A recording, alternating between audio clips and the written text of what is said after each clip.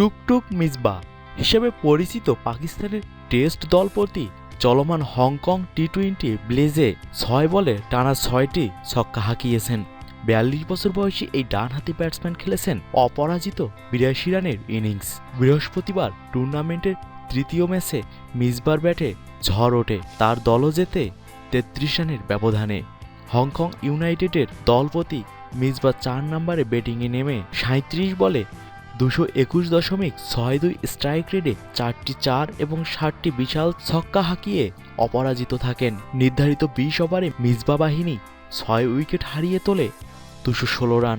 জবাবে ৮ উইকেট হারানো হাংহোম জাগুয়ার্স ১৮৩ রান তোলে। ইনিংসের ১৯তম ওভারের শেষ ২ বলে স্ট্রাইক পান মিসবাহ। ডানহাতি পেসার ইমরান আরিফের করা পঞ্চম বলে ছক্কা হাঁকান ৪২ বছর বয়সী মিসবাহ। পরের বলও ওভার বাউন্ডারি হাঁকান তিনি। ২০তম ওভারের প্রথম বলে সিঙ্গেল নেন সাঈদ আজমল। আবার স্ট্রাইকে যান মিসবাহ। বামহাতি পেসার অ্যাশেল ক্যাডির করা দ্বিতীয়, তৃতীয়, চতুর্থ ও পঞ্চম বলে টানা ৪টি ছক্কা হাঁকান দলপতি। শেষ বলে বাউন্ডারির দেখা পান তিনি। শেষ ওভারেই আসে ২৯ রান। আমার নিউজটি যদি আপনাদের ভালো লেগে থাকে তাহলে দয়া করে লাইক, কমেন্ট, শেয়ার করবেন আর দয়া করে সাবস্ক্রাইব করতে একদম ভুলবেন না।